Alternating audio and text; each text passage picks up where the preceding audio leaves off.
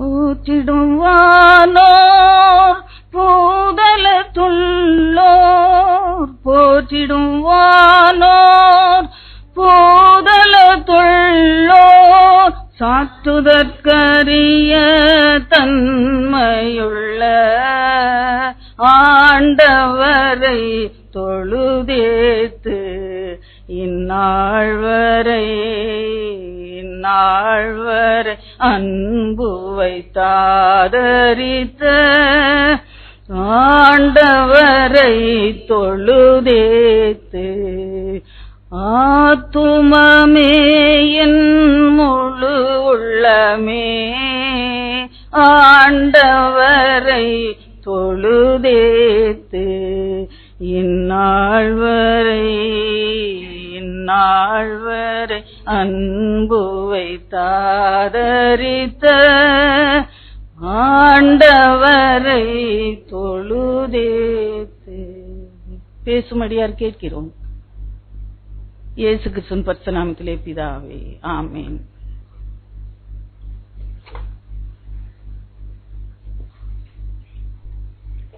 ஆண்டவராகிய இயேசு கிறிஸ்துவின் நாமத்திலே நான் மீண்டும் ஒரு விஷயம் உங்களை வாழ்த்துகிறேன்.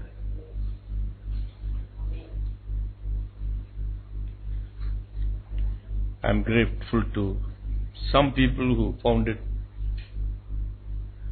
good to come to this place today.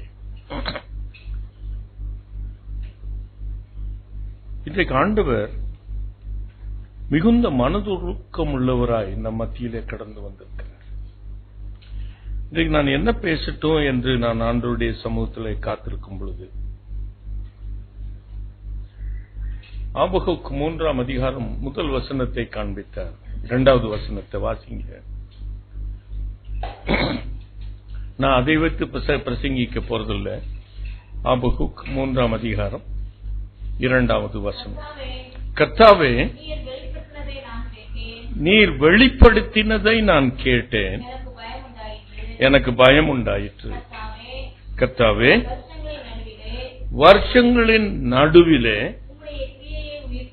உம்முடைய கிரியையை உயிர்ப்பியும், வருஷங்களின் நடுவிலே அவைகளை விளங்க பண்ணும், கோபித்தாலும் இரக்கத்தை நினைத்தார். கொஞ்ச நாள் நான் நினைச்சிட்டு இருக்கும் பொழுது கர்த்தர் நான் சீக்கிரம் வந்துடுவார், சீக்கிரம் வரப்போறார் நான் நினைச்சுக்கிட்டே இருக்கிறேன். இன்னும் அப்படிதான் நினைக்கிறேன்.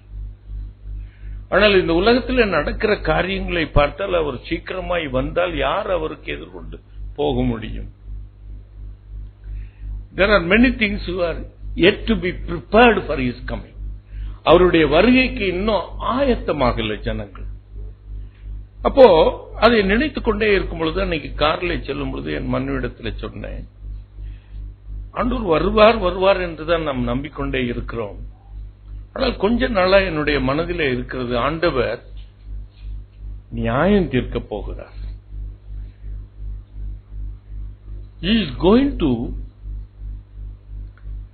அதுக்கு இங்கிலீஷ்ல என்ன சொல்லலாம், He is going to judge people. It's going to be not the final judgment. It's going to be an interim judgment. அல்லேலூயா சொல்லுவோமா? ஆகையினாலே கர்த்தர் இந்த வரும் நாட்களிலே ஏதோ ஒரு பேர் அழிவை கொடுக்க போகிறார். ஆண்டவருடைய தான் ரெயின்ஸ் என்று தான் ஆளுகை செய்கிறேன் என்பதையும் தான் திரும்பி வரப்போகிறதை அவர் காண்பிக்கிறதற்கும் ஆண்டவர் எதையோ ஒரு காரியத்தை செய்ய போகிறார். அது திட்டமா என்னுடைய மனதிலே, அதிலிருந்து நான் இரவு முழுவதும் நான் போராடிக்கொண்டேதான் இருக்கிறேன். கர்த்தர் ஒரு இன்டரிம் ஜட்ஜ்மெண்ட் எந்த தேசத்துல எங்கன்னு சொல்லல. It is going to be a judgment everywhere. அல்லேலூயா சொல்லுவோமா? கர்த்தருடைய ஜனங்கள் எந்தெந்த தேசத்துல இருக்கிறாங்களோ அந்தந்த தேசத்திலே நடக்கும். இது ஒரு இடத்துல பூமி அதிர்ச்சி, ஒரு இடத்துல நான் சொல்ல துணியல, எல்லாரிடத்திலும் ஒரு நியாய தீர்ப்பை கர்த்தர் கொடுக்க போறார். ஆகையினாலே இந்த ஆபகுக் 3ஆம் அதிகாரம் 2வது வசனத்தை இன்று காலையிலே கர்த்தர் எனக்கு காண்பித்தார். இதை வெளிப்படுத்த வாசிங்க திரும்ப. கர்த்தாவே, நீர் வெளிப்படுத்தினதை நான் கேட்டேன். கர்த்தர் எனக்கு வெளிப்படுத்தினதை நான் கேட்டேன். I was so trembling. கர்த்தர் அவர் ஒரு நியாய தீர்ப்பை அவர் கொண்டு வரப் போகிறார் என்பதை கேட்டு நான் பயந்தேன். கர்த்தாவே, வருஷங்களின் நடுவிலே உம்முடைய கிரியையை உயிர்ப்பியும், வருஷங்களின் நடுவிலே அதை விளங்க பண்ணும். கோபித்தாலும் அவர் கோபித்துதான் இருக்கிறார். The interim judgment that he was thinking of, I still do not know. He may back up. அவர் அதை செய்யாமலே விட முடியும். நினிவே பட்டணத்தை நான் அழிக்கப் போகிறேன், 40 நாட்குள்ளாய் நான் இதை அழிக்கப் போகிறேன் என்று பிரசங்கிக்க சொன்னார்.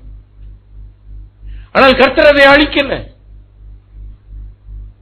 கர்த்தர் அழிக்கல. அவர் மனதுருக்கம் உள்ளவராய் இருந்தார்.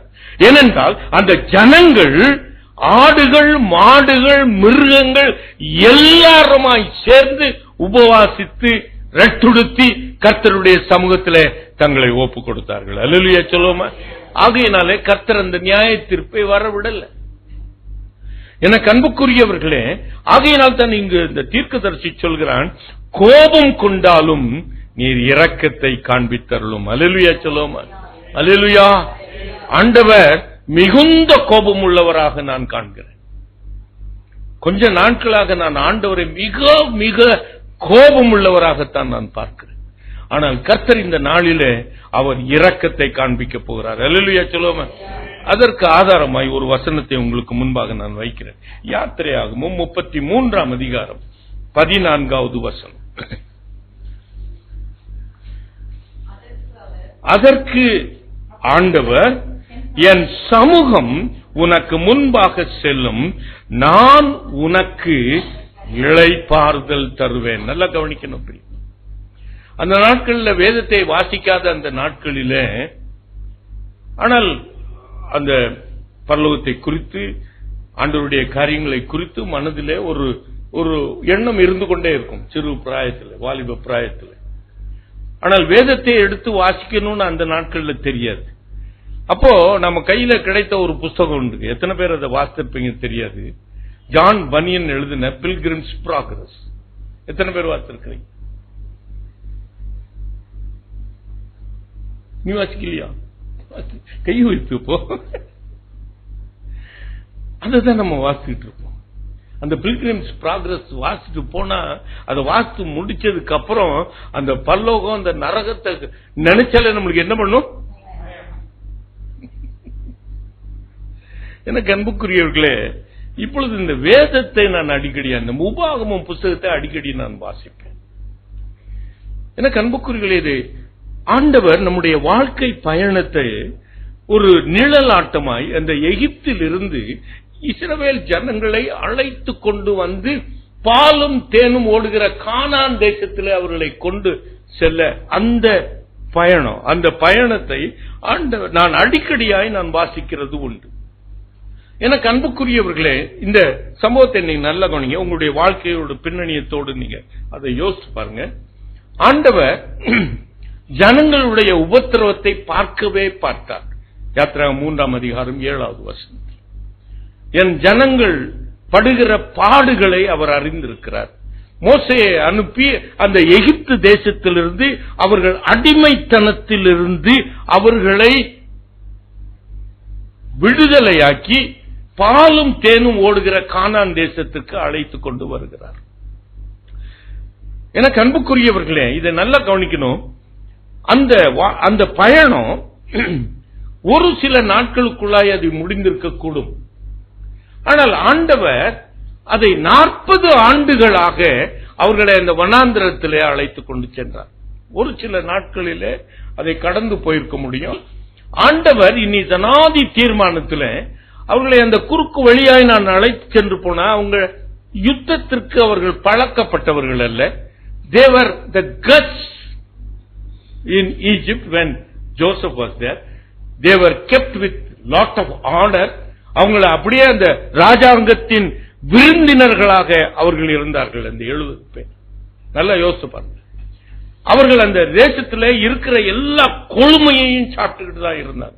ஆனால் யோசேப்பு மரித்ததற்கு அப்புறம் ஒரு பார்வோன் எழுந்த உடனே அந்த இஸ்ரவேல் ஜனங்களை அடிமைகளாக மாற்றிட்டான். They were அங்க ஒரு ராஜபோக வாழ்க்கையில இருந்தவங்க திடீர்னு அடிமைகளாக மாற்றப்பட்டார்கள். இந்த அடிமைகள் என்று சொல்லும் பொழுது நீங்க நல்லா யோசிச்சு பாருங்க, அந்த அடிமைகளை போர்ச்சேவகர்களாக வைக்கவே மாட்டார்கள். எந்த ராஜாவும் அடிமைகளை அவன் போர்ச்சேவகர்களாக வைக்க மாட்டான். ஏன்னா அவர்கள் போர் செய்கிற பொழுது தன்னுடைய ராஜாவை என்ன பண்ணிடுவாங்க, விட்டு கொடுத்துருவான். ஆனால் அடிமைகளை அவன் போருக்கு ஆயத்தப்படுத்த மாட்டான். போரில் அந்த கரையிலே அவர்களுக்கு சொல்லிக் கொடுக்க மாட்டான். அவர்களை செங்கல் அறுக்கிறதற்காக அந்த ராம்சே பட்டணத்தை கட்டுவதற்காக ஒரு கூலிகளை போல அவர்களை நடத்தினார். அந்த அடிமைத்தனத்திலிருந்து கர்த்தர் அவர்களை விடுவித்துக் கொண்டு வருகிறார். அங்கு சிவந்த சமுத்திரம் வருகிறது, இரண்டாய் பிளக்கிறார். அவர்களுக்கு குடிக்க தண்ணீர் இல்லை, அது மாறாவாய் இருக்கிறது. ஆண்டவர் அதை மதுரமாக மாற்றுகிறார். ஏலிமுக்கு கொண்டு போகிறார். 12 நீரூற்றுகள் இருக்கிறது, 70 பேரீட்ச மரங்கள் இருக்கிறது. அப்படிப்பட்ட ஒரு செழிப்புள்ள இடத்துல கொஞ்ச நாள் வைக்கிறார், திரும்ப அழைத்துக் கொண்டு போகிறார். அவர்கள் புசிப்பதற்கு அங்கு விதைக்கவும் முடியாது, அறுக்கவும் முடியாது. அப்படிப்பட்ட அந்த வனாந்தரத்தில் தேவ தூதர்கள் சாப்பிடுகிற மன்னாவை அனுதினமும் காலையிலே பனி பெய்கிறது போல பெய்ய வைத்து அவர்களுக்கு சாப்பிட கொடுத்தார். அந்த மன்னா அவர்களுக்கு அருவருப்பான பொழுது அவர்கள் இறைச்சியை நாடினார்கள். கர்த்தர் அவர்களுக்கு இறைச்சியை கொடுத்தார். கண்மலைகளை பிளந்து அவர்களுக்கு தண்ணீர் கொடுத்தார். என அன்புக்குரியவர்களே, மோசே அவர்களோடு கூட இருந்த பொழுது மோசே சொல்லுகிற காரியங்கள் அவள் முறுமுறுத்தாலும் கூட, நல்லா கவனிக்கணும், நம்முடைய வாழ்க்கையில முறுமுறுத்தாலும் கூட கர்த்தர் நம்ம என்ன பண்ணிவிட்டு இருந்தார், அழகாய் நடத்தி கொண்டு வந்தார். மோசே என்கிற தேவனுடைய மனுஷன் இன்றைக்கு நமக்கு பரிசுத்த ஆவியான நம்மோடு கூட இருக்கிறார். அல்லேலூயா சொல்லுவோமா? அல்லேலூயா. இதை மனதில் வைத்துக் கொள்ளுங்க. அந்த ஆவியானவர் நமக்கு துணையாய் இருக்கும் பொழுது நாம் தவறு செய்ய முடியாது. முறுமுறுப்போம், ஆனாலும் தவறு செய்ய மாட்டோம்.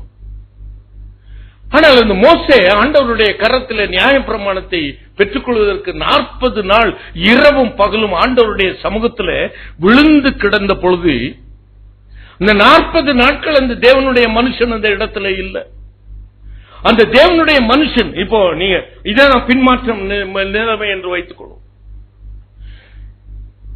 ஒவ்வொருவருடைய வாழ்க்கையிலும் ஒரு காலகட்டம் வருகிறது, அதில் நாம் பின்மாற்றம் அடைந்து விடுகிறோம்.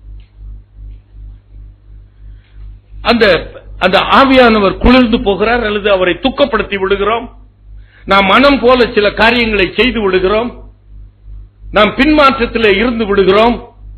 இந்த 40 நாட்களும் அவர்கள் இந்த மோசே என்கிற அந்த தேவனுடைய மனுஷன் அவர்களோடு கூட இல்லாத பொழுது, பரிசுத்த ஆவியானவர் என்னுடைய வாழ்க்கையில இல்லாத பொழுது, தாவீதினுடைய வாழ்க்கையில நீங்க யோசிச்சு பாருங்க. அந்தி சந்தி மத்தியான வேளையிலே நான் கர்த்தருடைய வேதத்திலே தியானமாய் இருந்து நான் முறையிடுகிறேன் என்று சொன்னவன் அன்னைக்கு நல்லா சாப்பிட்டுட்டு உறங்கி விட்டு அவன் என்ன பண்றான், அரண்மனையின் உப்பரிகையில அவன் உலாவிக் கொண்டு வருகிறான். Backsliding will not happen overnight. இதை மனதில் வைத்துக் கொள்ளுங்க. ஒரே நாளில் நீ பாவத்தை செய்ய முடியாது. ஒரு நாள் பின்மாற்றத்தில் நீ ஒரு பாவத்தை செய்ய முடியாது. அந்த பின்மாற்ற விளைவினாலே தான் நீ பாவத்தை செய்து விடுவாய். அல்லேலூயா. இவன் எத்தனை நாள் அவன் தியானிக்கலையோ, எத்தனை நாள் வேதத்தை வாசிக்கலையோ, ஆகையினாலே அவன் பின்மாற்ற நிலைமையில இருந்தபடியினாலே அந்த பாவத்தை செய்து விடுகிறான். இந்த இஸ்ரவேல் ஜனங்களும் வனாந்திரத்தில் 40 நாட்கள் அந்த தேவனுடைய மனுஷன் இல்லாத பொழுது அவனுடைய மனது நம்மை முன் செல்லுகிற தெய்வத்தை உண்டாக்க வேண்டும் என்று விரும்புகிறார். நல்ல கவனிங்க பிரியமானவர்களே. அப்பொழுது ஆரோன் இடத்துல போய் முறையிடுகிறாங்க. I don't say that Aaron is, ஆண்டவர் சில காரியத்திற்காக ஆரோனை வைத்தார். மோசே தான் அந்த இடத்துல, கர்த்தர் மோசேயை தான் ரெஸ்பான்சிபிளாக வைத்தார். எனக்கு அன்புக்குரியவர்களே, அந்த ஆரோனிடத்தில் போய் முறையிடுகிறாங்க. அவன் கர்த்தருடைய காரியத்தை அவன் அறியாதவன். ஏன்னா அவன் கர்த்தருடைய காரியத்தை மோசே மூலமாய் தான் அறிந்தவன். அல்லேலூயா சொல்லுவோமா? அல்லேலூயா, அல்லேலூயா. மோசே சொல்லுகிறது அவனுடைய தேவனுடைய வார்த்தை. அல்லேலூயா. இப்படி அங்க மோசே இல்ல. அப்பொழுது அவனிடத்துல ஜனங்கள் வந்து முறையிடுகிறாங்க. அவன் தன்னுடைய ஆலோசனையின்படி ஒரு காரியத்தை செய்து விடுகிறான். வெள்ளியை கேட்கிறான், எல்லாரும் வெள்ளி கொண்டு வராங்க, அதை தூக்கி உலையில போடுறான், அதான் கண்குட்டியா வந்துருச்சான். அவன் சொல்றான், இதையும் நம்பணும். இப்ப நிறைய ஊழியக்காரங்க அப்படிதான் சொல்றாங்க, அதையும் நம்பணும். அது போட்டாராம், அப்படியே வெள்ளி குட்டியா வந்துருச்சு. எனக்கு அன்புக்குரியவர்களே, 32ஆம் அதிகாரம் 7வது வசனத்தை வாசித்து பாருங்க. 3:7 அவர் சொன்னார், என் ஜனங்கள் என்று சொன்னவர் இப்பொழுது ஆண்டவர் அவர்கள் அம்போன்னு கைவிட்டுட்டார். என்னுடைய ஜனங்கள் என்று சொல்லி வானத்திலிருந்து அவர் இதே அந்த மன்னாவை அனுப்பி போஷித்தவர். கடலில் ஒரு கீழ்காற்றை அனுப்பி காடாவை கொண்டு கண்மலையை வெடிப்பை உண்டாக்கி அதிலிருந்து தண்ணீரை கொடுத்தவர். எனக்கு அன்புக்குரியவர்களே, என் ஜனங்கள் என்று எல்லாவற்றையும் செய்தவர். அவர்கள் தம்மை விட்டு விலக்கி அவர்கள் வேற தெய்வத்தை அவர்கள் ஏற்றுக்கொண்டபடியினால், அவர்கள் செய்து வைத்தபடியினாலே ஆண்டவர் உன் ஜனங்கள் என்று சொல்லுகிறார். மோசே இடத்துல 32:7 வாசித்தீங்க. என் ஜனங்கள் என்று சொன்னவர் இப்பொழுது உன் ஜனங்கள் என்று சொல்லுகிறார். என்னுடைய ஜனத்தை இனிமேல் no more they are my people, உன்னுடைய ஜனங்கள். அவன் இன்னொரு இடத்துல கேட்கிறான், இவங்களை நான் பெத்தெடுத்தனா கேட்கிறான். ஆனால் ஆண்டவர் சொல்றார் உன் ஜனங்கள் என்று சொல்லுகிறார். அப்ப அவன் பரிதாபமா ஆண்டவர்கிட்ட அழுகிறான், ஆண்டவரே உம்முடைய ஜனங்கள்.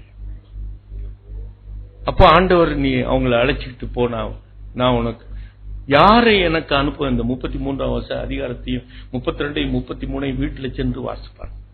இதுல ஒரு பெரிய முக்கியமான அதான் ஆண்டவராய் இயேசு கிறிஸ்துவை வேறொரு கோணத்திலே நீங்கள் காணப்போகிறீர்கள் என்றதற்கு ஒரு பெரிய வெளிப்பாட்டை நான் கொடுக்க போகிறேன். அப்ப ஆண்டவர், நீ போனா நான் உங்களோட வரேன் அப்படின்னு முதல்ல 32 அதிகாரம் கடைசியில சொல்லிட்டார். ஆனா மோசே கேட்கிறான், இன்னாரை அனுப்புவேன் என்று நீங்க இன்னும் சொல்லலையே ஆண்டவர், உம்முடைய ஜனங்கள் தானே அப்படின்னு அவர்களுக்காக பரிதாபப்பட்டு பேசுகிறான். அப்பொழுது ஆண்டவர் அந்த 14வது வசனத்துல ஒரு சத்தியத்தை சொல்லுகிறார், என் சமூகம் உனக்கு முன்பாக செல்லும். எனக்கு அன்புக்குரியவர்களே, இத்தனை ஆண்டுகளும் அவருடைய சமூகம் அவர்களுக்கு முன்பாக வந்துச்சா வரலையா? அக்கினி ஸ்தம்பம் மேக ஸ்தம்பம் மூலமாய் அவர்களை வழி நடத்தி வந்தார் என்றுதான் நாம் வேதத்தில் வாசிக்கிறோம் இல்லையா? ஆனால் இந்த இடத்துல அவர் சொல்லுகிறார், என் சமூகம் உனக்கு முன்பாக செல்லும், நான் உனக்கு இளைப்பாறுதல் தருவேன் என்று சொல்லுகிறார். எனக்கு அன்புக்குரியவர்களே, மோசே அவன் மிகுந்த அறிவுள்ள ஞானி என்று நான் நினைக்கிறேன். அவன் இந்த உலகத்தின் பிரபஞ்சத்தினுடைய ஞானம் எல்லாவற்றையும் அவன் அறிந்தவன். அவன் எகிப்திலே இருக்கும் பொழுது எல்லா கலையிலும் அவன் தெரியும். ஆகையினாலே அவன் நீ புறப்பட்டு போ, பார்வோனை போ சந்தின்னு சொல்லும் போது அவன் அப்படியே ஏற்றுக்கொண்டு போனானா? அநேக கேள்விகள் கேட்டான், அநேக கேள்வி ஆண்டது. ஏன்னா அவனுக்கு தெரியும் ஜனங்கள் எப்படி முரட்டாட்டம் உள்ள ஜனங்கள், இவர்களுக்கு என்ன பதில் சொல்றது? பார்வோனுக்கு பதில் சொல்றது ஒண்ணு, இந்த ஜனங்களுக்கு பதில் சொல்லுறதுக்கு. ஆகையினாலே ஆண்டவரிடத்துல அதை எல்லாவற்றையும் அவன் கேட்கிறான். ஆண்டவரே, இன்னாரை அனுப்புவேன் என்று சொன்னீரே, நீர் யாரை அனுப்புவேன்? ஏன் இதுவரைக்கும் மேகஸ்தம்பம் அக்கினி ஸ்தம்பம் வந்துச்சே, அந்த மேகஸ்தம்பம் அக்கினி ஸ்தம்பம் வந்த போதே கூட ஜனங்கள் இப்படி பின்மாற்றம் அடைஞ்சிட்டாங்களே. ஆகையினாலே நீர் யாரை அனுப்புவேன் என்று ஆண்டவர்கிட்ட கேட்கிறான். என் சமூகம் உனக்கு முன்பாக செல்லும். அப்போ நல்ல கவனிங்க இந்த இடம். அப்போ ஆண்டவர் சொல்றான், மோசே சொல்றான், ஆண்டவரே உம்முடைய கண்களிலே எனக்கு கிருபை கிடைத்தது நான் எதனால் அறிவேன்? நீர் என்னோடு கூட இருப்பதனால் தானே என்று சொல்கிறான். அந்த வசனத்தை நீங்க வீட்டுக்கு போய் வாசிக்கலாம். But he was not satisfied. என் சமூகம் உனக்கு முன்பாக செல்லும், நான் உனக்கு இளைப்பாறுதல் தருவேன் என்று ஆண்டவர் சொல்லி இருக்கிறார். ஆனாலும் he was not satisfied. நான் உன்னை பெயர் சொல்லி அழைத்திருக்கிறேன், நான் என் கண்களிலே உனக்கு கிருபை உண்டு என்று ஆண்டவர் திரும்ப திரும்ப அவன்கிட்ட சொல்லியும் அவன் அதை ஏற்றுக்கொள்ளவில்லை. ஆண்டவர்கிட்ட கேட்கிற, ஆண்டவரே உம்முடைய கிருபையை உம்முடைய மகிமையை நான் பார்க்கணும். நல்ல கவனிங்க, என் சமூகம் உனக்கு முன்பாக செல்லும். அவருடைய சமூகம் இங்கே இருக்கிறதை நாம் எப்படி அறிகிறோம்? சொல்லுங்க. ஒரு சமூகம் இங்கே இருக்கின்றது நம்ம எப்படி அறிகிறோம்? சொல்லுங்க, இல்லன்னா விட மாட்டேன். இன்னைக்கு ராத்திரி ஜெபம் தான். கர்த்தர் இந்த இடத்துல இருக்கிறார் என்பதை நாம் எப்படி அறிகிறோம்?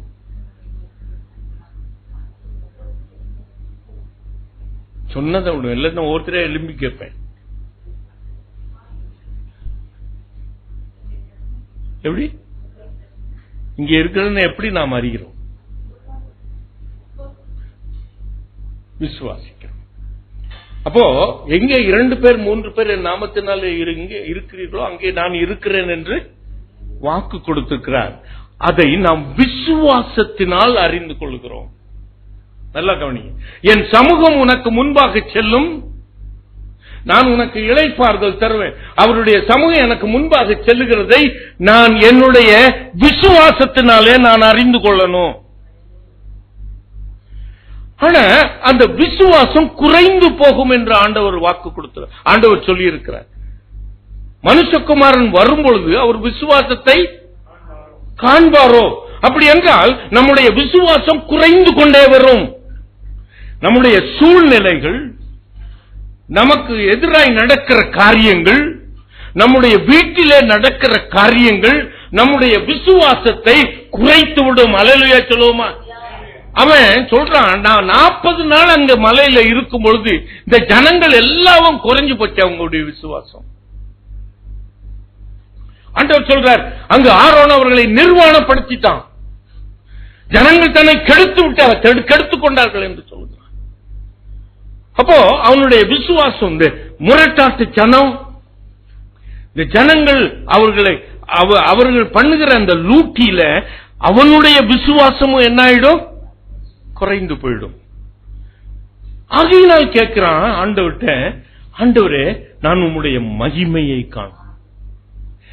அவருடைய பிரசன்னத்தை விசுவாசத்தால் உணர்கிறது ஒன்று, இன்னொன்று எப்படி என்றால் அவர் தன்னுடைய பிரசன்னத்தை அவராக வெளிப்படுத்துகிறது. அதுதான் மகிமை. அல்லேலூயா சொல்லுவோம். எத்தனை பேர் இதை நல்லா புரியுறீங்க? நான் விசுவாசத்தினால் அவருடைய பிரசன்னத்தை அறிகிறேன், ஆனால் என் விசுவாசம் குறைந்து போகும்போது அவருடைய பிரசன்னத்தை என்னால் உணர முடியல. ஆனால் இங்கு அவன் கேட்கிற, ஆண்டவரே நல்லதுதான், நீங்க எனக்கு முன்பாக நீங்க என்னோடு கூட இருக்கிறீங்க, நான் அதை அறிந்திருக்கிறேன், நீங்களும் அறிந்திருக்கிறீங்க, ஆனாலும் நீர் உம்முடைய மகிமையை எனக்கு காண்பியும். அப்போ அவன் he wanted something beyond his faith. விசுவாசத்தினால் அவருடைய பிரசன்னத்தை உணர்கிறதை காட்டிலும் என் ஆண்டவரே தன்னை வெளிப்படுத்தி காண்பிக்கட்டும். அல்லேலூயா சொல்ல. என்ற விசுவாசம் இருக்குதோ என்ற விசுவாசம் இல்லையோ ஆண்டவர் தம்மை வெளிப்படுத்தி காண்பிக்கட்டும். அல்லேலூயா. எத்தனை பேர் அதை விரும்புறீங்க? அநேக நேரத்தில் நம்முடைய விசுவாசம் குறைந்து போகுது. இந்த உலகத்திலே நடக்கிற காரியங்களை பார்த்தால் நாம் எப்படி இருக்க போறோமோ தெரியாது. 2 மாதங்கள் தான் அமெரிக்கா, நீங்க 5-6 மாசம் எப்படி 2 மாதம் அழுது கொண்டே தான் இருந்த அந்த தேசத்திற்காக. அப்படியே எங்கேயோ ஒரு அக்கினி சூளையில நம்மளை போட்ட மாதிரி இருந்துச்சு. எந்த ஆலயத்துக்கு போனாலும் அங்க கேட்கிற ஆண்டவருடைய பிரசன்னத்தை உணர முடியல. என கண்புக்குரியவர்களை இதை நன்றாக கவனி. ஆகையினால் தான் அங்கு மோசே கேட்கிறான், ஆண்டவரே உம்முடைய மகிமையை காணும். விசுவாசத்தினால் அவருடைய பிரசன்னத்தை உணர முடியும். ஆண்டவர் கொடுத்த வாக்கு தத்துவம், எங்கே 2 பேர் 3 பேர் என் நாமத்தினாலே இருக்கிறீர்களோ அங்கே நான் உங்கள் நடுவில் இருக்கிறேன். அது விசுவாசம். ஆனா இந்த அவரா தன்னுடைய பிரசன்னத்தை வெளிப்படுத்துகிறார், அதற்கு ஒரு காரணத்தையும் வைத்திருக்கார்.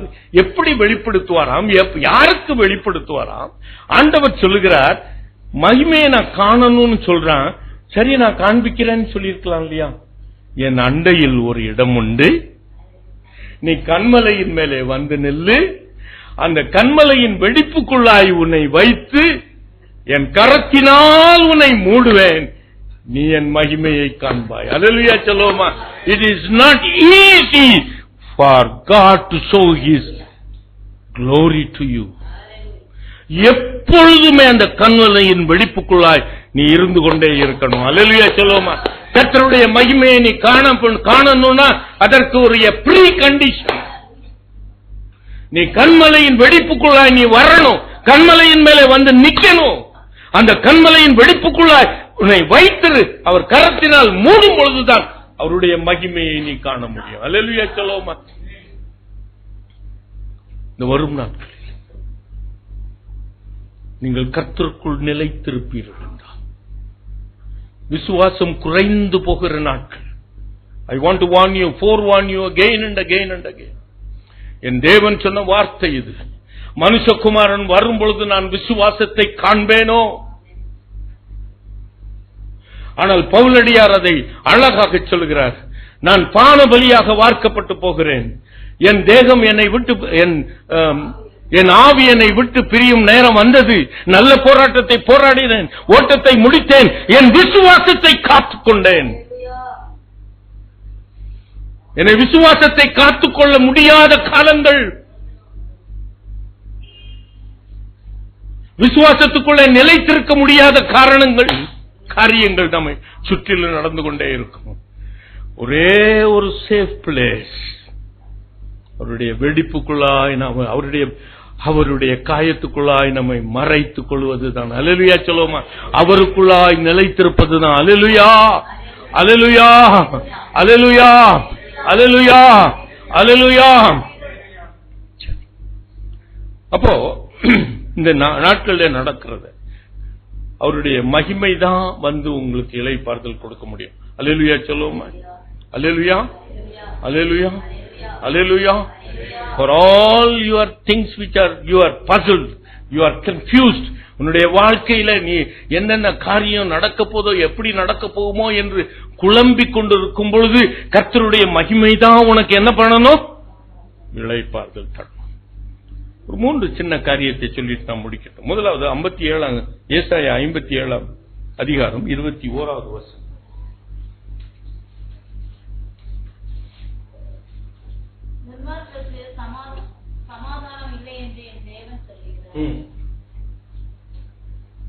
இங்கு துன்மார்க்கனுக்கு சமாதானம் இல்லை. அப்போ நான் சன்மார்க்கன், எனக்கு சமாதானம் இருக்கதானே செய்யும். ஆமாவா? இன்னைக்கு நிறைய கேள்விதான் கேட்கணும்னு வச்சு. துன்மார்க்கனுக்கு சமாதானம் இல்லை, நான் சன்மார்க்கனா தானே இருக்கிறேன், எனக்கு சமாதானம் இருக்குமா இருக்காதா? இருக்குமா? வாங்க, அப்படிதான் நினைச்சுக்கிட்டு இருக்கோம். இன்னையில இருந்து அப்படி இருக்க முடியாது. இனிமேல் நடக்கிற நாட்களில் அது அந்த பருப்பு வேகாது. ஏனென்றால் வேதம் என்ன சொல்கிறது? வேதத்தை தோண்டி புதை எடுத்து பாருங்க. துன்மார்க்கனுக்கு என்ன நேரிடுகிறதோ சன்மார்க்கனுக்கும். அப்ப துன்மார்க்கனுக்கு சமாதானம் இல்லைன்னா சன்மார்க்கனுக்கும். அப்போ அந்த வேதம் இந்த உலகத்தை 3 வகையாக பிரிக்கிறது. ஒன்னு துன்மார்க்கன், அவன் உலகத்தான். நான் துன்மார்க்கன்னா அவனை வீதியில குடிச்சிட்டு இருக்கவன மாத்திரம் நான் சொல்லல. இதுல உலகத்துல இருக்கிறவன் பூரா ஆண்டவர் கிளாசிபிகேஷன் படி அவன் துன்மார்க்கன். 2வது சன்மார்க்கன், அதாவது அவன் நீதியோடு நடக்கிறவன், உத்தமமாய் நடக்கிறவன், சன்மார்க்கமாய் நடக்கிறவன், சன்மார்க்க பாதையிலே நடக்கிறவன், தன்னுடைய நீதியையே அவன் நிலைநாட்ட விரும்புகிறவன். அல்லேலூயா சொல்லுவோமா? இப்ப நிறைய பேர் இருக்காங்க. அப்போ துன்மார்க்கனுக்கு நேரிடுகிறது தான் என்னுடைய நீதியையே நிலைநிறுத்தி அதன்படி நடக்கிற சன்மார்க்கனுக்கும் நேரிடுகிறது. அவனுக்கும் சமாதானம் இருக்காது. ஏன்னா என்னுடைய நீதியையே நான் நினைத்துக் கொண்டிருக்கிறேன், என்னுடைய சுய நீதி. ஆகையினால் தான் ஆண்டவர் சொல்கிறார், உன் சுய நீதி அழுக்கான. ஆகையினால் ஒன் மோர் கிளாசிபிகேஷன், நீதிமான். அல்லேலூயா சொல்லுவோமா? அப்ப துன்மார்க்கன், சன்மார்க்கன், நீதிமான். நீதிமானுக்கோ அநேக துன்பங்கள் வரும், அநேக பிரச்சனைகள் வரும், அநேக பாடுகள் வரும். ஆனால் எல்லாவற்றுக்குள்ளும் நான் இருந்து அவனை விடுவிப்பேன். கரந்தட்டி ஆண்டவருக்கு நான். சன்மார்க்கனுக்கு அப்படி ஆண்டவருடைய வார்த்தை சொல்லப்படும். எனக்கு அன்புக்குரியவர்களே, சன்மார்க்கன் யாரு? தன்னுடைய நீதியையே நிலைநாட்ட நினைக்கிறவன். நம்ம துன்மார்க்கத்திலிருந்து நம் ஆண்டவரை நம்முடைய நீதியாக எடுத்துக்கொண்டு அவருடைய நீதியை நாம் தரித்துக் கொள்கிறோம். அல்லேலூயா சொல்லுவோமா? அவருடைய நீதியை தான் நாம் போட்டுக் கொள்கிறோம். அல்லேலூயா. அதனால் தான் நாம் நீதிமான். அல்லேலூயா. அப்படிப்பட்டவர்களுக்கு அந்த இளைப்பாறுதல். எனக்கு அன்புக்குரியவர்களே, நீங்க வேதத்தை திறந்து வாசித்து பாருங்க. இத சற்று தாவீதுடைய சங்கீதத்தில் நீங்க வாசிங்கன்னா தான் கண்டுபிடிக்க முடியும். 101 சங்கீதம் 2வது வசனத்துல சங்கீதக்காரன் அழகாக சொல்கிறான், நான் உத்தமமான வழியிலே நான் விவேகமாய் நடப்பேன். அல்லேலூயா சொல்லுவோமா? அல்லேலூயா, அல்லேலூயா, அல்லேலூயா. அவன் உத்தமன், சன்மார்க்கன் தன்னுடைய வழிதான் உத்தமமான வழி என்று நினைக்கிறான். தன்னுடைய வழிதான் சன்மார்க்கம் என்று நினைக்கிறான். அப்படிதான் அவன் அந்த எசேக்கியா ராஜாவும் உத்தமன், சன்மார்க்கன். யோபுவும் அப்படிதான் இருந்தான். அவன் உத்தமன், சன்மார்க்கன், பொல்லாப்புக்கு விலகினவன். அவனை நீதிமான ஆண்டவர் சொல்லல. நல்ல கவனிங்க பிரியமானவர்களே. அந்த நாட்களில் அந்த தேவனுடைய நீதி அவர்கள் மீது வரல. அல்லேலூயா, அல்லேலூயா. இப்பொழுது இருக்கிறவர்கள் தான் கர்த்தர் நீதிமான் என்று அழைக்கிறார். அல்லேலூயா. எனக்கு அன்புக்குரியவர்களே, ஆகையினால் தான் ஆண்டவர் சொல்கிறார், வருத்தப்பட்டு பாரம் சுமக்கிறவர்கள். நீங்க அதுக்கு வாஸ்து பார்த்தீங்கன்னா பிரசங்கி 2:23 வாசிங்க, புலம்பல் 5:15, யாராவது 5:5 வாசிங்க பார்க்கலாம். புலம்பல் 5:5, பிரசங்கி 2:23. பாரம் சுமந்து எங்கள் இது புலம்பல் 5:5. பாரம் சுமந்து என் கழுத்து நோவுகிறது, நாங்கள் உழைக்கிறோம், எங்களுக்கு இளைப்பாறுதல் இல்லை. பிரசங்கி வாசிங்க. அவனுடைய நாட்கள் எல்லாம் அலுப்புள்ளது, அவனுடைய வேலைகள் வருத்தம் உள்ளது. எனக்கு அன்புக்குரியவர்களே, அவன் சன்மார்க்கன் தான். அவனுக்கு இளைப்பாறுதலே இல்லை. வேலை செய்கிறான். வேலை செய்யாது சாப்பிடணும்னு நினைக்கிறவன் தான் துன்மார்க்கன். வேலை செய்கிறான், உழைக்கிறான், கழுத்து நோக உழைக்கிறான். ஏன்னா வேதம் சொல்லுகிறது, நீ வேலை செய்து உன் கையினால் வேலை செய்து சாப்பிடுவான். அப்படி என்றால் அவன் அந்த ஆண்டவருடைய உத்தமமான வழிக்குள்ளே வர விரும்புகிறவன். அவன் சொல்றான், நாங்க உழைக்கிறோம், கழுத்து நோகுகிறது, எங்களுக்கு இளைப்பாறுதல் இல்லை. எனக்கு ஆண்டவர் இந்த இடத்துல சொல்கிறார், நான் உங்களுக்கு இளைப்பாறுதல் தருவேன். வருத்தப்பட்டு பாரம் சுமக்கிறவர்களே, நீங்கள் எல்லாரும் என்னிடத்தில் வாருங்கள், நான் உங்களுக்கு இளைப்பாறுதல் தருவேன். கரந்தட்டி ஆண்டவர். The exhibited presence of God, the மகிமை, இந்த invisible சமாதானத்தை உங்களுக்கு கொடுக்க போகிறது. அல்லேலூயா சொல்லுங்க. நல்ல கவனிங்க பிரியமானவர்களே. This is invisible. For சன்மார்க்கனுக்கு அது தெரியல. அவன் உழைக்கிறான், அவனுக்கு இளைப்பாறுதல் இல்லை. கழுத்து நோக பாடுபடுகிறான், அவனுக்கு இளைப்பாறுதல் இல்லை. ஆனால் இந்த மகிமை தான் அந்த இளைப்பாறுதல் உனக்கு கொடுக்க போறது. எவ்வளவுதான் உழைச்சாலும், எவ்வளவுதான் கழுத்து நோகினாலும் கர்த்தர் உனக்கு இளைப்பாறுதல் கொடுப்பார். கரந்தட்டி ஆண்டவருக்கு. இதை நீங்க பார்க்க போறீங்க. You are going to see it. மற்ற நேரங்களில் இப்படி நம்மளால உழைக்க முடியாது. அல்லேலூயா சொல்லுவோமா? நல்ல கவனிங்க பிரியமானவர்களே, மற்ற நேரங்களிலே இப்படி நம்மளால உழைக்க முடியாது. ஆனால் இப்போ உழைப்போம், ஆனால் இளைப்பாறுதல் இருக்கும். அல்லேலூயா, அல்லேலூயா, அல்லேலூயா. இந்த வரும் நாட்களிலே கர்த்தர் உங்களுக்கு இளைப்பாறுதல் கொடுப்பார். அநேக நேரத்தில் பிரியமானவர்களே, இந்த சன்மார்க்கத்திலிருந்து நீதிமானாக மாறுகிறதற்குள் அங்கேயே நமக்கு ஒரு இளைப்பாறுதல் போயிடும். ரோமருக்கு எழுதின நிருபம் 7ஆம் அதிகாரம் 15 இருந்து 24 வரைக்கும் நீங்க வாசித்து பாத்தீங்கன்னா, அங்கு சன்மார்க்கன் தான். He is a righteous man. Saul is a righteous man. ரொம்ப அருமையான righteous man. கர்த்தர் தேவனுக்காக உழைத்தவன். ஆனாலும் அவன் சொல்றான், அந்த சன்மார்க்கனான அந்த சவுலுக்கு நீதிமான் ஆகல. அவன் சன்மார்க்கனாய் இருக்கும் பொழுது அவனுக்குள்ள ஒரு இளைப்பாறுதல் இல்லை. நான் செய்கிறது எனக்கே சம்மதம் இல்லை. நான் விரும்புகிறதை செய்யாமல் நான் வெறுக்கிறதையே நான் செய்கிறேன். Many people I have seen while நான் ஆண்டவருக்குள்ள வந்த அந்த நாட்களிலே அநேகரோடு கூட நான் பேசி கொண்டிருக்கும் பொழுது நான் சில பேர் சொல்லுவாங்க, டே I hate to drink but I drink. என்ன பண்ற? நான் குடிக்க எனக்கு இஷ்டம் இல்லை, வெறுக்கிறேன், ஆனா என்ன பண்ணிடுறேன்? ஒருத்தன் வருவான், ஐ லவ் டு ட்ரிங்க். அவன் என்ன சொல்றான்? அவன் இன்னொருத்தன் சொன்னா ஐ ஹேட் டு ட்ரிங்க், பட் இன்னொருத்தன் என்ன சொல்றான்? I love to drink but I want to leave this habit. சமாதானம் இல்லை. A man who loves to drink, he is also not in peace. அதுவும் அவன் விருப்பமில்லாததான் அதை செய்யறான். அது மேல வெறுப்பு இருந்தும் அதை அவன் செய்கிறான். இதான் சவுலுடைய வாழ்க்கை. நான் செய்கிறது எனக்கே சம்மதம் இல்லை. நான் விரும்புகிறதை செய்யாமல் நான் வெறுக்கிறதை நான் செய்து விடுகிறேன். யார் என்னை இந்த மரண சரீரத்திலிருந்து விடுதலையாக்கும்? நான் நிர்பந்தமான மனுஷன்.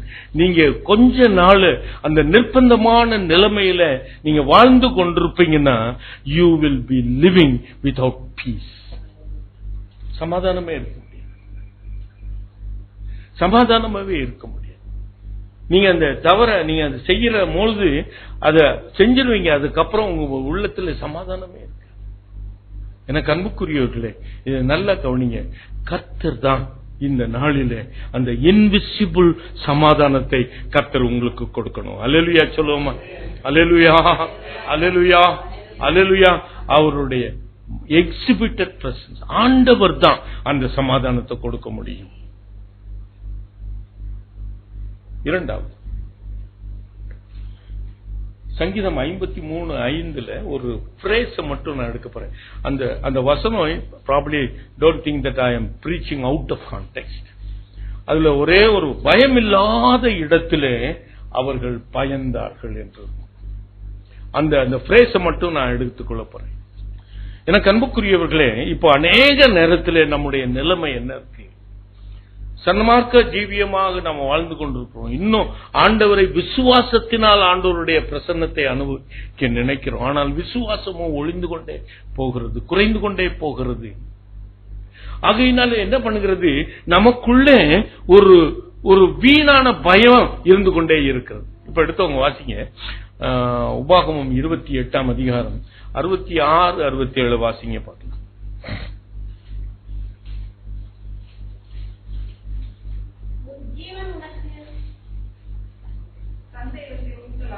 வாசிங்க.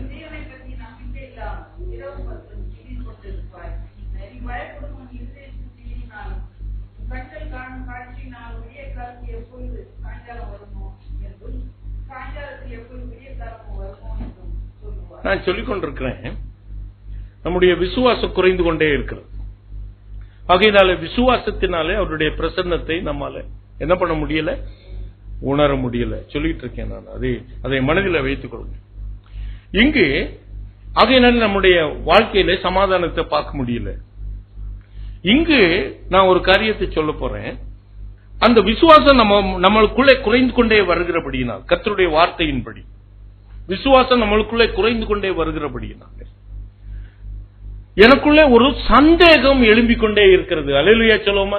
அப்போ விசுவாசம் குறைஞ்சிச்சுன்னா என்ன எழும்பும்? சொல்லுங்க, எழும்புமா? அப்ப அந்த சந்தேகம் எழும்பும் பொழுது என்ன பண்ணுமா? பயம் ஒண்ணு வருமா? ஒரு திகில் ஒண்ணு வருமா? நல்லா கவனிங்க. ஆகையினால் தானே ஒரு திகில், எனக்கு அஞ்சினது எனக்கு நேரிட்டது. அவன் அவ்வளவு விசுவாசத்தோடு சொல்றான். யோபு 3ஆம் அதிகாரம் கடைசி வசனத்தை நீங்க வாசிப்பீங்க. அவ்வளவு நம்பிக்கையோடு கூட இருந்த மனுஷன் ஒரே நாள்ல அவனுடைய பிள்ளைகள் எல்லாம் மரித்து போயிட்டாங்க. ஒரே நாள்ல அவனுடைய சொத்துக்கள் எல்லாம் பறிமுதல் செய்யப்பட்டு விட்டது. எல்லா ஆடு மாடுகள் ஒட்டகங்கள் எல்லாம் போயிடுச்சு. ஒரே நாள் எல்லாவற்றையும் இழந்துட்டான். மனைவியும் அவனுக்கு விரோதமாய் பேச ஆரம்பிக்கிறான். நல்ல கவனிங்க பிரிவு. இந்த நிலைமையில் அவனுடைய எல்லா level of his faith is coming down down and down every moment. அப்பொழுது அவனுடைய மன நிலைமையில சொல்றதுதான், it is not from his heart. நினைச்சவன சொல்றான், எனக்கு நான் அஞ்சினது எனக்கு ஒரு பயம், ஒரு இனம் தெரியாத கலக்கம், ஒரு பயம். எனக்கு அன்புக்குரியவர்களே, விசுவாசம் குறையும் பொழுது சந்தேகம் மேலெழும்பும். ஆகையினால் தான் இந்த காலத்தில் அநேக காரியங்களை குறித்து சந்தேகப்படுகிறார்கள். The trust level is coming down and down and down. எனக்கு அன்புக்குரியவர்களே, இந்த பயம் வேதனை உள்ளது என்று வேதம் சொல்லுகிறது. இந்த பயம் சந்தேகத்தினால் வருகிறது. ஆகையினாலே அது வேதனை உள்ளது. மத்தேயு 14ஆம் அதிகாரத்தை எடுத்து வாசித்து பாத்தீங்கன்னா, ஆண்டவர் is demonstrating this particular truth. ஆண்டவரே, நீரேயானால் நான் வரும்படி கட்டளை கொடும் பேதுரு சொல்றான். நீ வா என்று சொல்லுகிறார். அவன் இறங்கி அந்த கடல்ல நடந்து வருகிறான். நல்ல அழகா நடந்து வர்றான். திடீர்னு அவன் சூழ்நிலையை பார்த்து விடுறான். பயந்து அவன் முழுகி போகிறான் என்று வேதம் சொல்லுகிறது. அந்த பயம் ஏன் வந்துச்சுன்னு என் ஆண்டவர் தான் அந்த இடத்துல வெளிப்படுத்துகிறார். 14:30-31 வாசித்து பாத்தீங்கன்னா, நீ ஏன் சந்தேகப்பட்டாய், நீ ஏன் பயப்பட்டாய் நீ சொன்னாரா? இன்னொரு இடத்துல 4 கடைசியில் அவர் சொல்லுகிறார், ஏன் பயப்பட்டீங்க, உங்க விசுவாசம் எங்கே? அப்ப விசுவாசம் குறையும் பொழுது பயம் வரும். விசுவாசம் ஆண்டவருடைய சுவிசேஷத்தில் பார்த்தீங்கன்னா, ஆண்டவர் அந்த பயத்தை குறித்து பேசிக்கொண்டே இருக்கிறார். ஏன் பயப்படுறீங்க, விசுவாசம் எங்கே? அப்போ அந்த நாட்களிலே நம்முடைய விசுவாசம் குறைந்து கொண்டு வரும்பொழுது ஒவ்வொரு காரியத்திலையும் ஒரு சந்தேகம் எழும்பிக் கொண்டே இருக்கும். அப்போ நம்ம சமாதானத்தை இழந்து கொண்டே இருப்போம். நம் சமாதானம் அப்பதான் உங்களுடைய நம்பிக்கையை நீங்க பெருக்க வைக்கிறதற்கு ஆண்டவருடைய மகிமை, அவருடைய கண்மலையின் வெடிப்புக்குள்ளாய் நீங்க வந்து நில்லுங்க. அவருடைய மகிமையில தன்னை வெளிப்படுத்துவார். நான் உன்னோடு கூட இருக்கிறேன், பயப்படாதே என்று கரம் நீட்டி அவனை தூக்கி எடுத்தவர். அல்லேலூயா சொல்லுங்க. He demonstrated his presence. Jesus demonstrated to Peter that I am with you, I will bail you out.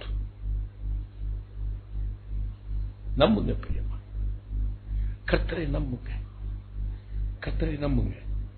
இந்த நம்பிக்கை குறையும் போது விசுவாசத்தின் தகப்பனுக்கே, விசுவாசத்தின் தகப்பன் என்று சொல்லுகிற ஆபிரகாமுக்கே அந்த விசுவாசம் குறைந்து போறதை நாம் காண்கிறோம். எப்படி அந்த விசுவாசம் அவனுக்கு குறையுது? அவன் தான் போகிற இடம் இன்னதென்று அறியாதபடிக்கு கர்த்தர் கூப்பிட்டு சொன்னுகிற இடத்துக்கெல்லாம் போனவன், இப்பொழுது அவர் சொன்ன இடத்துக்கு போய் அங்க பஞ்சம் வந்துருச்சு.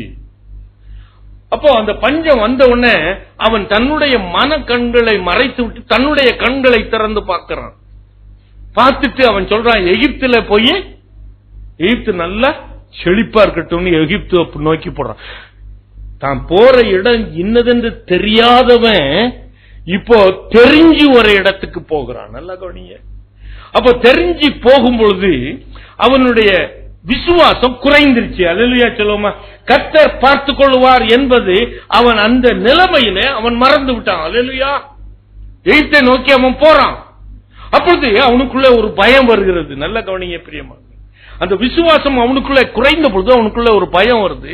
அவன் மனைவி இடத்துல சொல்றான், நீ அழகா இருக்கிறனால உன்னை நீ எடுத்துக்கிட்டு என்ன என்ன பண்ணி போடுவாங்க. அப்போ அந்த சந்தேகம், அந்த பயம் பொய் சொல்ல வைக்கிறது. அது நீங்க ஆராய்ச்சியாளர் சொல்லுவாங்க, சாரா இஸ் பேசிக்கலி எ சிஸ்டர், அதனால அவன் சகோதரின்னு சொன்னான்னு ஒரு சப்ப கட்டுவாங்களா இருக்கும். But after marriage, she is not a sister, he is wife. அதுக்கப்புறம் என்னுடைய சகோதரின்னு சொல்ல முடியுமா அவனால? அவனை சொல்லலாமா? சொல்லக்கூடாது இல்லவா? அப்போ அந்த பயம் அவனை பொய் சொல்ல வைக்கிறது. எலியா ஆண்டவரோடு கூட உறவாடினவன். அவனுக்குள்ள ஒரு சந்தேகம், நான் ஒருத்தன் தான் இருக்கிறான், மற்றவன் எல்லாம் மற்ற தீர்க்கதரிசி எல்லாம் செத்துட்டாங்க, நான் ஒருத்தன் தான் இருக்கிறான் அப்படின்னு அவனுக்குள்ள ஒரு சந்தேகம். ஒருவனாய் இருந்தாலும் என்ன, ஒருவனாய் அவனை வாழ வைத்திருக்கிறாரே கர்த்தர். அவனுடைய மன நிலைமையின்படி அவன் சொன்னதை வைத்துக் கொண்டே நான் பிரசங்கிக்கிறேன். நான் ஒருவன் மாத்திரம் மீதி இருக்கிறேன். அப்போ ஒருவன் மாத்திரம் மீதி இருக்க வைத்த கர்த்தர் உன்னோடு கூட இருக்கிறதுனால தானே நீ மீதி வைத்திருக்கிறார். அவர் நம்பல, நீ அவனுக்கு ஒரு சோர்வு வந்துச்சு இல்ல, ஒரு நீட்லெஸ் ஃபியர் உன்னுடைய உள்ளத்தில் ஒரு சோர்வை கொடுத்து. These are the days, my dear brother, my dear sisters. இந்த வருஷம் முடிகிறதுக்கு முன்னாடி பயங்கரமான ஒரு நிலைமை, நமக்குள்ள ஒரு பயம், நமக்குள்ள ஒரு சமாதானம் இருக்காது. இதை நீ எல்லா இடத்திலையும் பார்ப்பீங்க. ஆனா கர்த்தருடைய மகிமை நம்மை வழி நடத்த போகிறது. அல்லேலூயா. That is the hope. That is the hope. அவர் இரக்கம் செய்ய அவர் விரும்புகிறார். அல்லேலூயா சொல்லுவோமா? கடைசியாக லூக்கா எழுதின சுவிசேஷம் 10ஆம் அதிகாரம் 41வது வசனத்தை வாசிங்க. இயேசு அவருக்கு பிரதியுத்தரமாக, மார்த்தாளே மார்த்தாளே, நீ அநேக காரியங்களை குறித்து கவலைப்பட்டு கலங்குகிறாய். அடுத்த வசனத்தை நீங்க வாசிங்கன்னா, தேவையானது ஒன்றே. அப்போ அவள் அநேக காரியங்கள் என்றது என்னது? அந்த வசனத்தை வச்சே சொல்லுங்க. தேவையானது ஒன்று. அப்போ அவர் அநேக காரியங்கள் என்னது? அப்போ அது வீண் கவலை. ஆங்ஸைட்டிக்கு தமிழ்ல வீண் கவலை. அது இங்கிலீஷ்ல பாத்தீங்கன்னா ஆங்ஸைட்டி, பட் அது தமிழாக்கத்தை பாத்தீங்கன்னா வீண் கவலை. அது கவலை இல்ல, அது வீண் கவலை. You are assuming certain things. அது கவலையே படாதீங்கன்னு ஆண்டவர் சொல்றாரு. நீ வீணான ஒரு கவலை, அது கவலை இல்லாதத கவலைன்னு எடுத்துக்கொண்டு கவலைப்படுற. தேவையானது ஒன்றே. அநேக நேரத்தில் பிரியமானங்களே, அதான் அந்த சங்கீதக்காரன் சொல்றான் 39ஆம் சங்கீதம் 7வது வசனத்தில், நீரே என்னுடைய நம்பிக்கைன்னு சொல்றான். அதுக்கு முன்னாடி அவன் சொல்றான், இந்த ஜனங்கள் விருதாகவே சஞ்சலப்படுறாங்க. விருதாகவே they are killing themselves by their own anxiety. வீணான ஒரு கவலை பட்டு வீணாகவே அவர்கள் சஞ்சலப்படுறாங்க. 39:7 என்ன வாசிக்கிறோம்? நீரே நம்பிக்கை, நீரே நம்பிக்கை. நமது சன்மார்க்க அந்த துன்மார்க்கெல்லாம்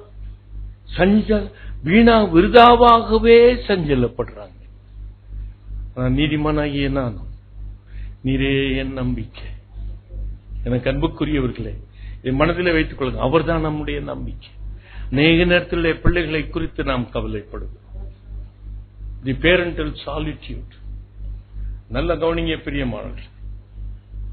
இந்த யாக்கோபு அவன் சும்மா இருந்த யோசேப்ப இடித்தடியன்கள் எல்லா பேரும் தான் ஆடுமாக்கிய போயிருக்கான். அவனுடைய யோசேப்புடைய சகோதரர்கள் எல்லாரும் ஒன்னா சேர்ந்துதான் போயிருக்காங்க. அதுல 1-2 பேர் இல்ல, எல்லாரும் ஒன்னாதான் போய் ஆடுமைக்க போயிருக்கிறாங்க. அவங்க என்ன ஆயிடுவாங்களோன்னு போய் பார்த்துட்டு வா அப்படின்னு யோசேப்ப அனுப்புறான். அது எதுல முடிஞ்சு போச்சு? Many times we have anxiety for our children. நல்ல கவனிக்க பிரியமானவர்களே, வேதம் சொல்லுகிறது 1 சாமுவேல் 10ஆம் அதிகாரம், நீங்க 2வது வசனத்தை, நீங்க அந்த 9-10 வசன அதிகாரத்தை நீங்க விட்டு வாசித்து பார்த்தீங்கன்னா வேதம் என்ன சொல்லுது? சவுலுடைய தகப்பனார் சவுலை எதுக்கு அனுப்புறாரு? கழுதை காண போச்சு, போய் கழுதையை தேடிட்டு வாடான்னு அனுப்புறாரு. ஆனா கழுதைய கொஞ்ச நாளைக்குள்ள என்ன வந்துருச்சு? திரும்பி வந்துருச்சு. இந்த கழுதையை தேடிட்டு போன சவுல குடிச்சு அவனுக்கு ஒரு கவலை. அது சாமுவேல் சொல்றான், உங்க அப்பா அப்படி கவலைப்பட்டு இருக்காரு. 2 மனுஷங்க உனக்கு முன்பாக வருவாங்க, அவங்க சொல்லுவாங்க, கழுதையெல்லாம் அகப்பட்டுச்சு. எனக்கு அன்புக்குரியவர்களே, மலைகள் விலகினாலும் பர்வதங்கள் நிலை பெயர்ந்தால் கர்த்தர் உன்னோடு கூட இருக்கிறார். ஏசாயா 54:14 வாசிங்க, நம்ம முடிப்போம். ஏசாயா 54:14 அதுல நீங்க 8 இருந்து நீங்க வீட்டுக்கு சென்று வாசிப்பாங்க. உன் பிள்ளைகள் எல்லாம் கர்த்தரால் போதிக்கப்பட்டிருப்பாங்க, எல்லாம் இருக்கு. ஆனா இந்த 14வது, நீ நீதியினால் ஸ்திரப்பட்டிருப்பாய், பொறுமைக்கு தூரமாவாய், நீ பயமில்லாதிருப்பாய், தீகளுக்கு நீ தூரமாயிருப்பாய். என்ன ஒரு அருமையான ஒரு வசனம் பாருங்க. எனக்கு அன்புக்குரியவர்களே, மலைகள் பெயர்ந்தகன்றிடேனும் நிலை மாறி புவியாகன்றிடேனோ, மலைகள் பெயர்ந்தகன்றிடேனும் மாறிடமோ அவர் கிருபை நாளும், ஆறுதல் எனக்கவரே. மாறிடமோ அவர் கிருபை நாளும், ஆறுதல் எனக்கவரே. எனக்கொத்தாசை வரும் பர்வதம் நேராயன் கண்களை ஏறே. திரும்பி பாடுவோமே. மலைகள் பெயர்ந்தகன்றிடே நிலை மாறி புவியாகன்றிடே நோ, மலைகள் பெயர்ந்தகன்றிடேனும் மாறிடுமோ அவர் கிருபை நாளும், ஆறுதல் எனக்கவரே. மாறிடுமோ அவர் கிருபை நாளும், ஆறுதல் எனக்கவரே. எனக்கொத்தாசை வரும் பர்வதம் நேராயன் கண்களை ஏறெடுப்பே. வானமும் படைத்த வல்ல தேவனிடமிருந்தே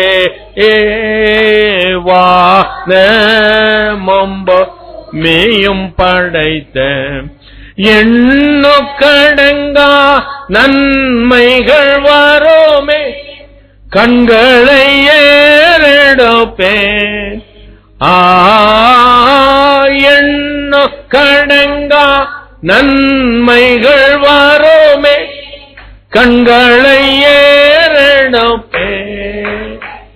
எனக்கொத்தாசை வரும் பர்வதம்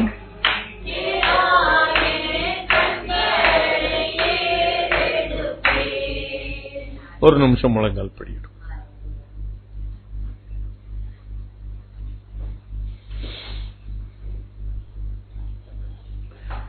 என் அண்டையில் ஒரு இடம் உண்டு,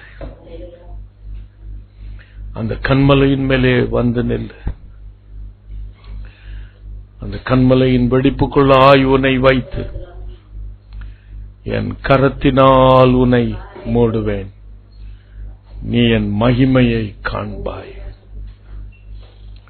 விசுவாசம் குறைந்து போகிற நாட்கள், விசுவாசத்தினாலே எதையெல்லாமோ சாதித்து விடலாம் என்று நாம் நினைத்து, உன்னுடைய விசுவாசமே உலகத்தை ஜெயிக்கிற ஜெயம் என்று சொல்லி நம்பிக்கையோடு கூட தான் இருந்தோம். ஆனால் என் விசுவாசத்தை குலைக்கிற அநேக காரியங்கள் என்னை சுற்றிலும் எனக்குள்ளும் நடந்து கொண்டே இருக்கிறதே. எனக்கு போக்கிடம் இல்லையே.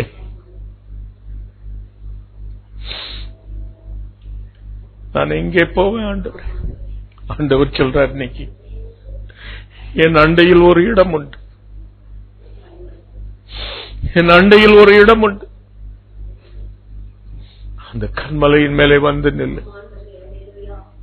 அந்த கண்மலையில நின்று கொண்டிருந்தாலும் எதிராளியா பார்த்துருவான். அந்த கண்மலையில ஒரு வெடிப்பு இருக்கு, அந்த வெடிப்புக்குள்ளாய் உன்னை வைத்து என் கரத்தினால் உன்னை மூடுவேன், என் மகிமையை நீ காண்பாய். அவருடைய மகிமை, அவருடைய மகிமை, அவருடைய மகிமை.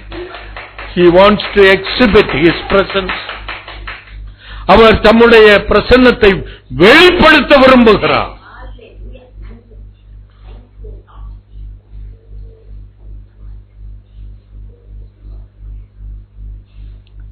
வேலைக்காரியின் கண்கள் எஜமாட்டியின் கைகளையே நோக்கிக் கொண்டிருக்குமா? வேலைக்காரனுடைய கண்களோ எஜமாட்டியின் கைகளையே நோக்கிக் கொண்டிருக்குமாம். கர்த்தர் நமக்கு இறங்கி நமக்கு இரக்கம் செய்யும் வரைக்கும் நம்முடைய கண்கள் அவரையே நோக்கிக் கொண்டிருக்கும். என்னென்ன காரியம் கண்களுக்கு முன்பாக வருகிறதோ அத்தனை காரியத்திற்கும் ஆண்டவர் இரக்கம் போதுமானதாக இருக்கும்.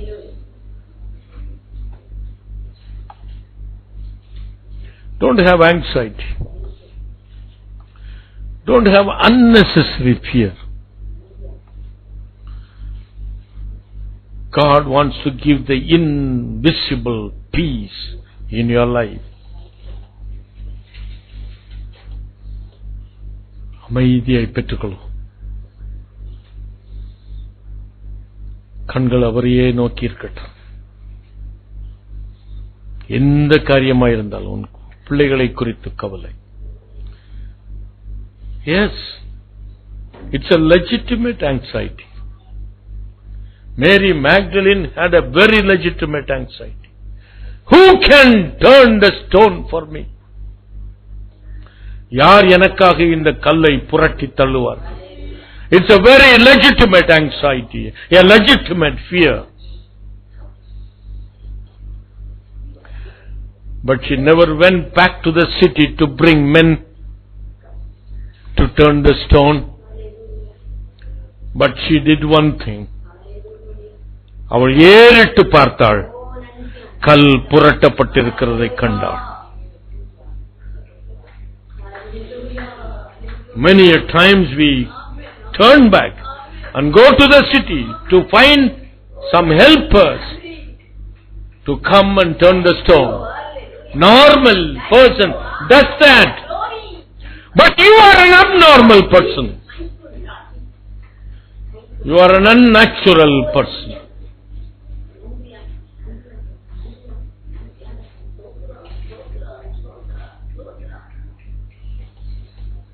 God wants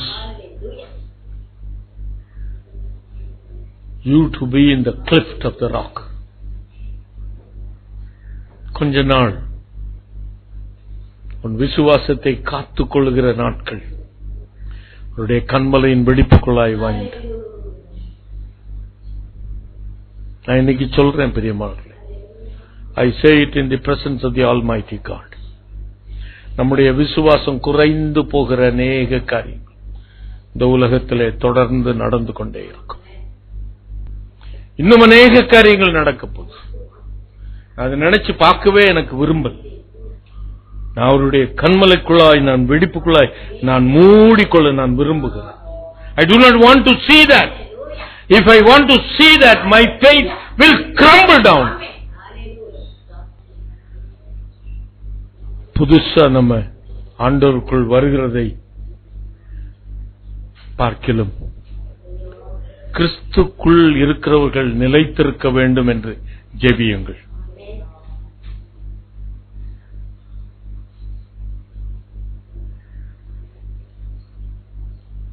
கிறிஸ்துவுக்குள் இருக்கிறவங்க நிலை நிற்கட்டும். இயேசுவை விட்டு விலகி போகாம இருக்கட்டும்.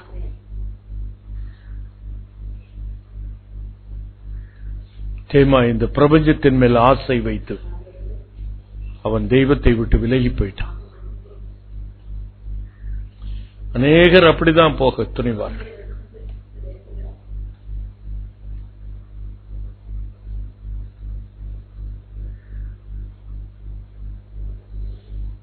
பாதி வருஷத்திலே கர்த்தர் என்னை உயிர்ப்பிக்கட்டும்.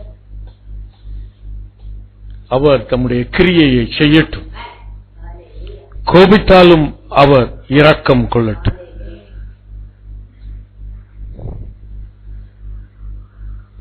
இயேசுவின் நாமத்தில் பிதாவே. நமது ஆண்டவராகிய இயேசு கிறிஸ்துவின் கிருபையும் பிதாவாகிய தேவனுடைய அன்பும் பரிசுத்த ஆவியானுடைய ஐக்கியமும் சகவாசமும் வழிநடத்துதல் நம் அனைவரோடும் கூட இப்பொழுதும் எப்பொழுதும் சதா காலங்களிலும் இருப்பதாக. என் ஆத்துமாவே கர்த்தரை ஸ்தோத்திரி, என் முழு உள்ளமையுடைய பரிசுத்த நாமத்தை ஸ்தோத்திரி. என் ஆத்துமாவே கர்த்தரை ஸ்தோத்திரி, அவர் செய்த